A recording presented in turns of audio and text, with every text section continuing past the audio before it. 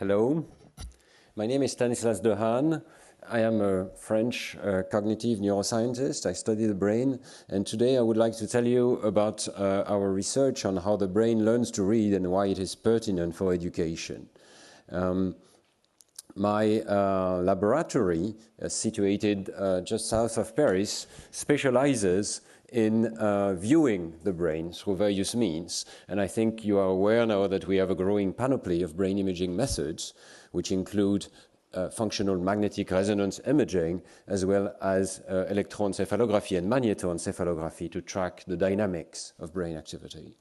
You may not be aware that these techniques are now available also to study education and to study the child's brain.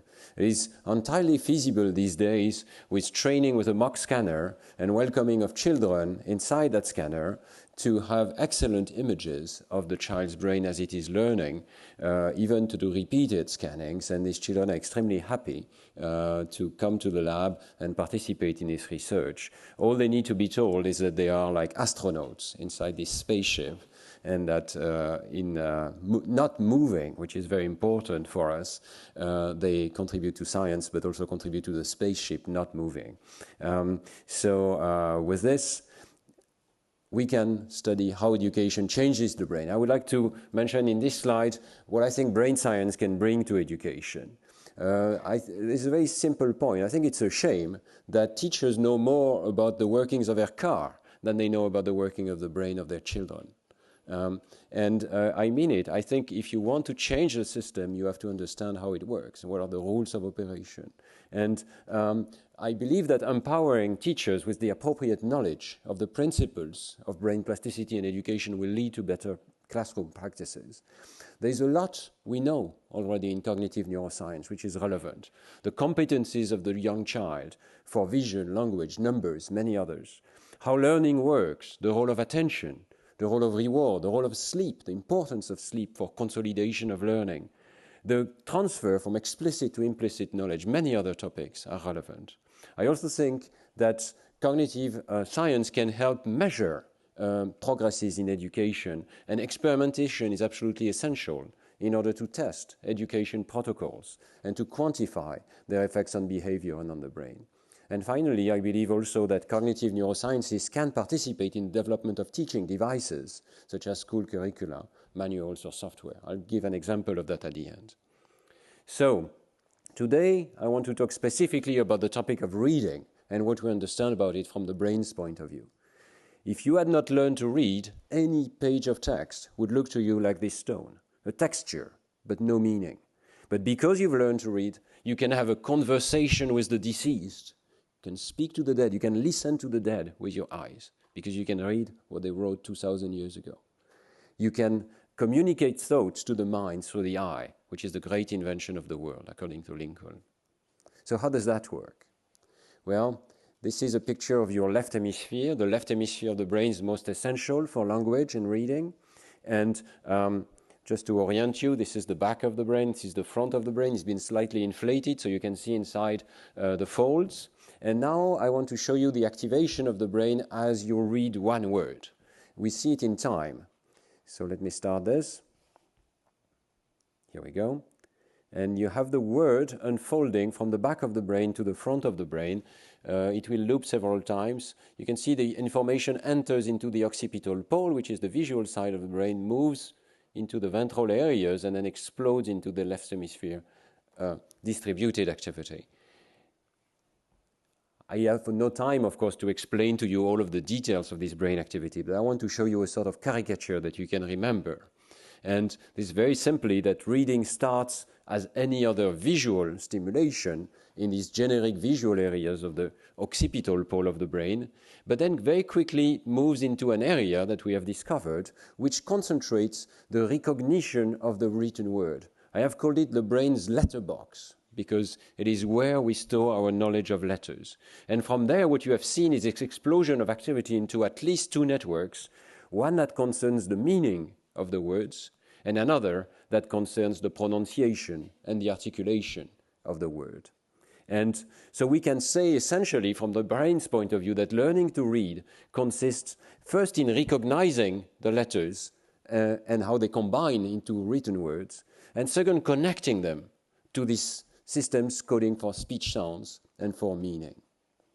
And what is rather remarkable is that all of the areas in orange and in green here already exist for spoken language. They are shared between spoken language and written language. So not only that, but they already exist in a young child. We can image the brain of young babies, even when they are extremely young, few months of age. We have various methods for that. And when we have them listen to language, we already see this network of regions which exist also in the adult brain and that process spoken language. So we may say that reading is not creating something completely novel. Reading consists essentially in connecting, creating an interface between vision and the language system, the spoken language system. When the child comes to the reading school, it already has a very sophisticated spoken language system. It already has a very sophisticated visual system, but it needs to create this interface, this visual word form area, this brain's letterbox, and to connect it appropriately. And in doing so, it needs also to change some of these target systems. How does this work exactly? We've conducted a large number of studies, and many other labs in the world have conducted many studies that look at what has been changed in the brain of children or adults after they've learned to read. And in particular, I want to mention here a study that we did very recently, which was published in the journal Science, where thanks to a large international collaboration, we were able to scan illiterate and literate subjects of various levels of literacy in Brazil as well as in Portugal, bringing them to our lab in France. Thanks to this experiment, we managed to make a complete map of the areas that have been changed by learning to read. And as all of you in this room know how to read, you can consider that your brain has been dramatically changed. So I've told you about these areas for language. The first major change that we see in the literate brain is this letterbox area coming active only in people who have learned to read. It will activate in direct proportion to the reading score, and it will activate to the letters that you know. It will not activate, for instance, to Chinese if you don't know Chinese. So it has learned the shapes of the letters. It is accompanied by major change in the visual cortex, in your early visual areas, which is generic and serves for all sorts of visual tasks. You have changed the precision of the coding in your visual cortex because you've learned to read. But most importantly, you have also changed your representation of speech sounds.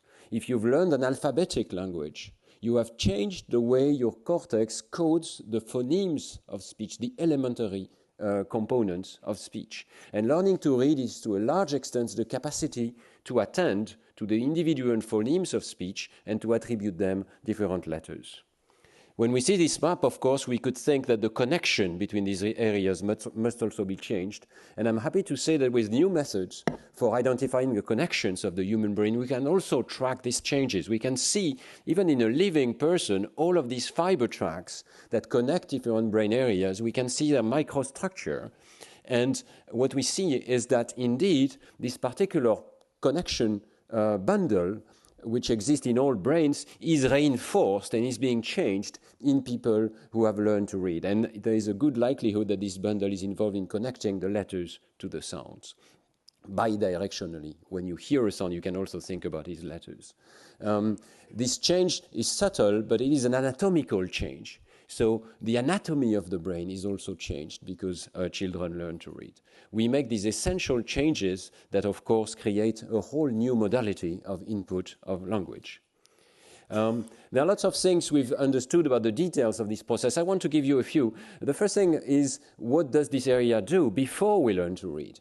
It's, of course, not an area that has evolved for reading, so it must be doing something else. And what we have found is that this region reacts also to faces and to objects. It is involved in visual recognition in all species, actually, in all primates at least. And what we find is that as you learn to read, so this is reading score on the x-axis here, what you can see is that the response to strings of letters increases in this area, but the response to other categories decreases. So there is a sort of competition in the brain of the reader, and the new function of reading has to find some space in the cortex, making room, as it were, and what we find also is that the representation of faces is therefore displaced to the right hemisphere. Words compete with faces in the reader's brain. It's not a massive computation, but it is a sort of reorganization which takes place when children learn to read. Thanks to this understanding, we can also explain puzzles of reading acquisition. And one puzzle which we have been able to explain from the brain's point of view is something you might have seen in your children, which is this notion of mirror reading and writing. Many children, when they sign their drawings, will write their names in the improper direction, from right to left in this case. Here is another example of a child who has written Theodore ti voglio bene, okay? And the child is writing left to right to left, alternating in a writing system which is called boustropheden, which means how the ox plows. This was the way of writing in ancient Greece. But of course, children don't know about ancient Greece at that age. So how are they capable of doing these things? And many parents think, is this dyslexia? Well, we understand now what it is. It is not dyslexia. What it is a trace of this old function of the system which is trying to learn to read. We all primates have a symmetry mechanism which allows you to notice that these two faces are the same person, even though on your retina they are completely different pictures, but they are mirror images of each other. And this is an evolved system that we have to unlearn as we learn to read, because it is not useful, and we have to distinguish these things as two different words or potential words. We have found indeed that the primary area which has the most sensitivity to this symmetry is precisely the area that I've called the brain's letterbox, which is trying to learn to read. So essentially, it's not a wonder that children have difficulties with mirror reading and writing. This has nothing to do with dyslexia. It is a universal difficulty for all children that they have to overcome, and we might teach them explicitly by the gestures of writing to help them to overcome their difficulty. Another thing that we understand a little bit better now is this very classical question of phonics versus whole word training. You know, there's been a lot of debate in psychology and in education. Should we teach the whole word level, or should we really teach every single letter and their pronunciation? Is there anything such as the global shape of the word which is being used in reading? Well, here there is something very important. As adults, we have forgotten how we were as children. We have forgotten how difficult it was to learn to read, and we think that we can just lay our eyes on a word and it immediately pops to mind. And indeed, there is this notion of parallel reading. We read all of the letters at the same time. This gives us an illusion of whole word reading. But in fact, if we look at the brain still processes every single letter and does not look at the whole shape. So whole word reading is a myth, basically. What we have is letter processing, but letter processing in parallel across all of the letters of the word. The brain does not use the global word shape. And in fact, in children, it's even worse. Children require more and more time for more and more letters. You can see this on this graph. This is the number of letters in a word, the reaction time of the children. And in first grade, they're very, very slow, and they need more and more time for each letter. So this is not at all whole word reading. It's slow, serial, one letter at a time. And as children progress, second grade, third grade, this goes away and gives this illusion of whole word reading. So I think we can be very clear on this point, because there is a strong convergence with educational research to suggest that the brain has nothing to do with this sort of exercises that my child had of picking up the ascender and descender letters and deciding that this corresponds to this word. The global shape is not used. Few words of conclusion, few slides of conclusion. I think neurosciences can help education. We understand now a lot about reading, and we understand that in all cultures, there is not so much variability. We always have the same brain mechanisms. Reading always requires specializing the visual system for the shape of letters and connecting them to speech sounds, even in Chinese, by the way. There are no letters, but there are characters, and some of them map statistically to the sound. Teaching letter to sound correspondences is therefore essential. It's one of the main pathways which is being transformed in the brain. brain research converges with educational research. Teaching of letter-to-sound correspondences is the fastest way to acquire reading and comprehension, not just, being able to decode the words. How does this work? Because it works because there is a form of self-teaching. Once the correspondences are learned, children have this correspondence between letters and sounds, then they can recognize the words auditorily using their auditory lexicon, and then this more direct route between letters and meaning can be trained. It can be self-trained as the child reads by himself, even without a teacher. So this notion of two routes of reading play a very essential role in all contemporary models of the reading process. Cognitive neuroscience can also lead to new software tools, and very briefly I want to mention that our colleagues from Finland have been developing over many years now this graphogame, sophisticated software, which looks like a game to children, where you have to select letters based on the sound that you hear, and many training games of this sort, and they have shown that just a few hours of training with this little game suffices for preschool children to already begin to develop this visual word form system that I've been talking about. So with efficient tools that attract the child's attention and reward them for what they can do, we get very quick changes in these plastic brains at this young age. I want to mention that this notion of neuronal recycling, the idea that some areas are sufficiently plastic that we can shift their function slightly, which is what occurred during reading, is a sort of general principle. We all are like this caricature of Darwin. We are humans, but we are also primates. And as primates, we inherit constraints on our brain. Our learning is constrained by the representations that we inherit from evolution, which concern not just language, but also number, space, time. And teachers must take into account this early child's knowledge, because if we understand what they have to displace in the child brain, we can teach better. I want to mention that this is relevant to reading, but also, I think, very strongly to mathematics. We begin to understand that our brain, the human brain, just like other monkeys, is organized to understand concepts of the external world, such as number. And the same brain areas that are concerned with number in the monkey and in the human brain. And on this basis, we can begin to understand what is the foundation of intuition of number sense that develops later into a full system of arithmetic. And so on the very same principle of this notion that there are old brain systems that need to be recycled, we can propose an understanding, a beginning of an understanding of the development of arithmetic. And I want to mention that this is just culminating now in my lab in the development of software tools that are based on cognitive principles and that can help children develop a better sense of number. And this number catcher software is just available today. It's called the numbercatcher.com, and it's a new software that's freely available in order to help children develop their intuitions of number. Finally, I want to finish by saying that you can read about these topics in more detail. I realize that 20 minutes is not sufficient to convey all of these ideas, but primarily now I think we can have a short discussion. Thank you very much for your attention. So we can take brief questions for a few minutes. If you would please stand up and also mention who you are.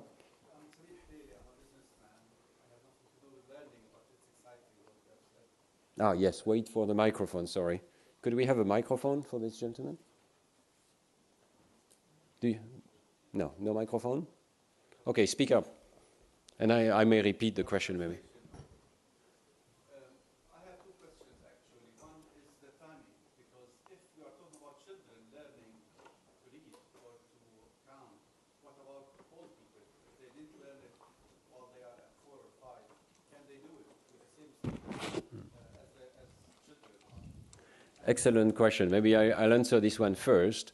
So the question was, can adult people or even old people learn to read? The finding is that indeed the brain remains plastic, maybe not quite as plastic as in young children, but still plastic. And we have especially studied people who were illiterate and then learned to read when they were adults. We found the same brain changes by and large. There were a few brain changes that were missing, but most of them were present, including this circuit I showed you today.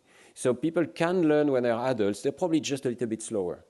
So you're saying that we can learn even if we I didn't say the same speed. But we can still do it. Yes. The second question, the interaction that you have referred to. Oh, there is a microphone.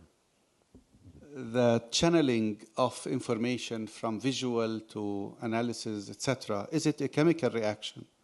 Or is it neurological? What is it? Is it a chemical? No, it is a neurological transformation of information.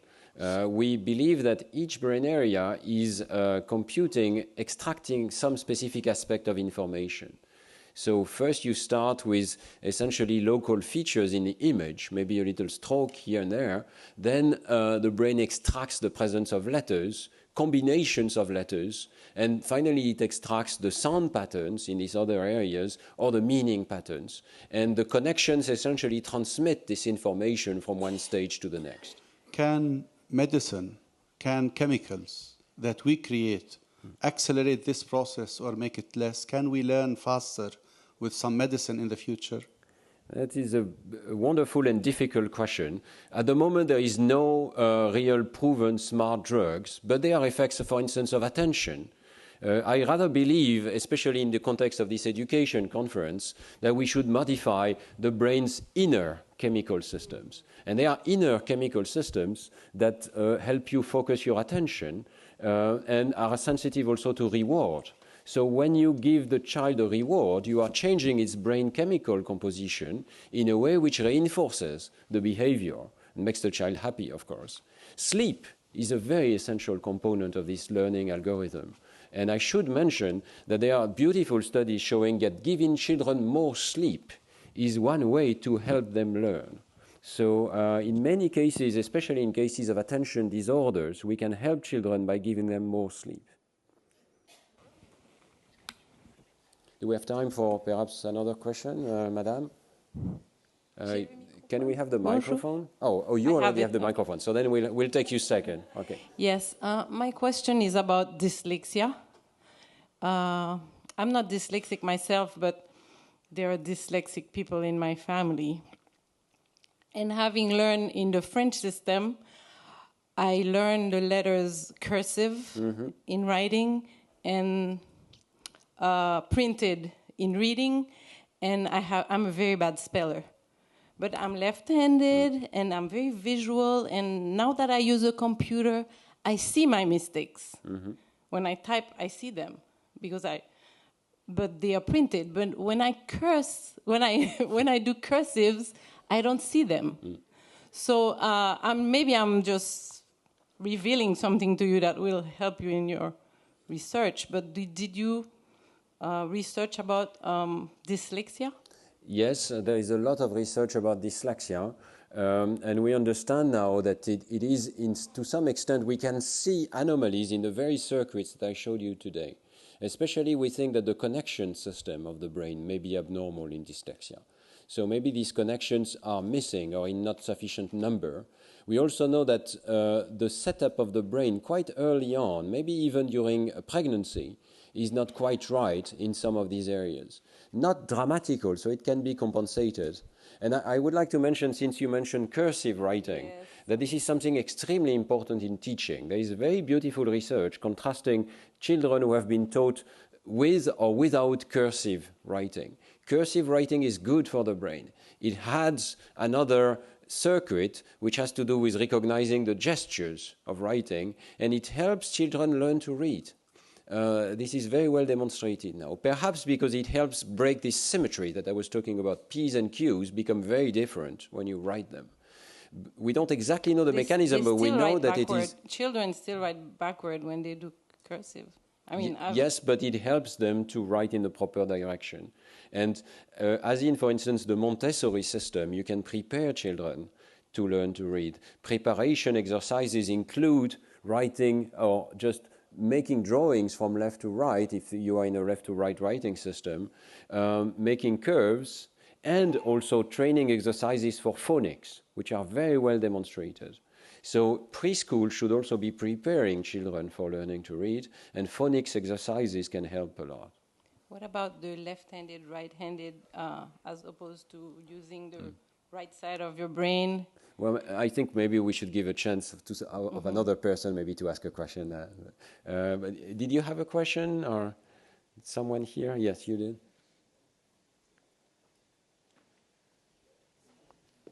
Yeah, there are many questions, so we have to decide. Maybe you have. Where are we? Oh.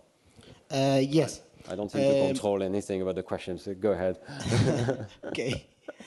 I ask you about do the environmental factors and cultural factors affect the way that children learn language, or all are the same? All children all over the world are the same to learn?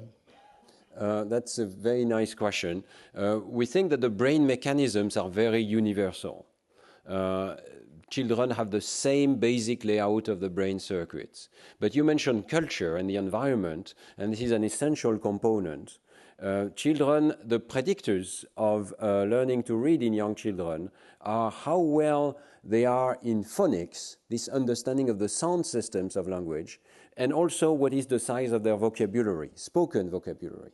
If they know a large number of words, they will learn to read faster. So these, again, these are cultural factors that can be improved. And for instance, they are very simple things, but parents from low socioeconomic families sometimes need to be told that they need to speak to their children, that they must have this systematic interaction which will enrich their children's language system and prepare them for reading.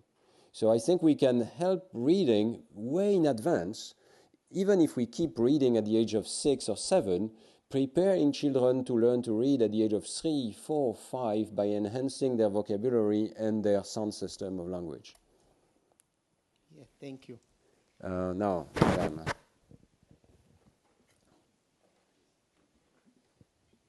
can you bring the microphone? Thank you. We have a few more minutes, so maybe a short question. It's going to be a very short question. Hi, my name is Diana, and I'm working with a company that makes online games to teach children Arabic. So my question is, are there any specific practices that we need to avoid in a game so that we do not divert the brain from developing the right areas for reading? A very good point. You point to the fact that we need to have children concentrate. And I think actually games are very good for that. Even children who are said to have attention disorders, when they are gaming, they tend to be very concentrated. But it is very important that we have them concentrate on the right level of representation. And I have been arguing that the level of the letters and how they correspond to sounds is an essential level. I am worried indeed that part of the problem with the whole word reading approach is that children are not attending to the appropriate level of letters, but they're trying to treat the whole word as if it was a face, something that you could recognize globally like this. So I think it is important to have children concentrate on the letter level first, and then they can concentrate on the message letter. I also think that it's important to avoid too much distraction. So in the software, but as well in the manuals. When you have reading manuals that are full of pictures, thousands of items on the page, this creates trouble, especially for children with attention deficits. So maybe we have time for 1 or 2 more questions. Denise Conway from CETA.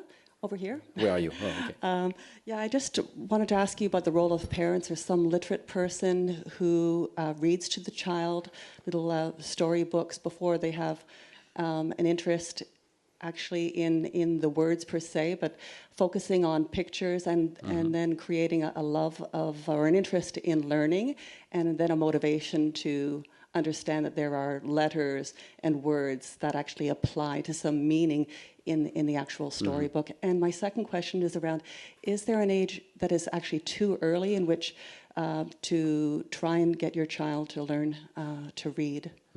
So for motivation, we know it's an important multiplier of learning in the brain. You can think of the brain as having learning rules, but the intensity of learning will be multiplied by factors such as attention, concentration, motivation, and reward. So I would think that yes, we already know that the brain's learning algorithm is very sensitive to the level of concentration of the child. Now, for your second question, this is something that I've researched a little bit, and I've not found much evidence to suggest that there is a critical age for learning to read.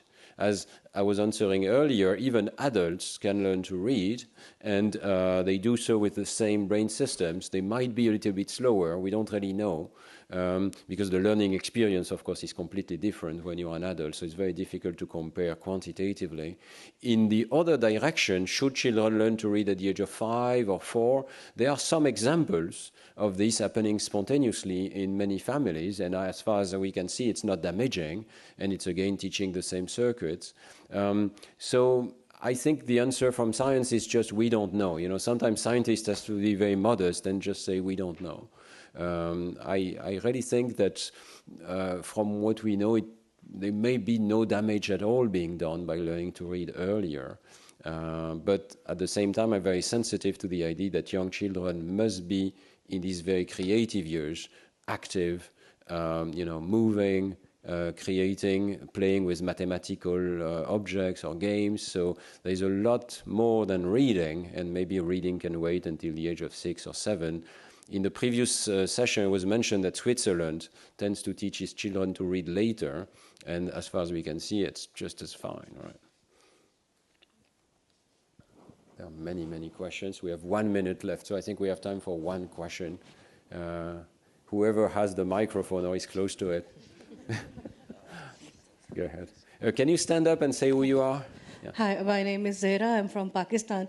I just want to know that there is a debate on language in education, especially for the children who are from grade 1 to grade 3, that we suggest that the mother tongue should be the language of instructions with the other languages.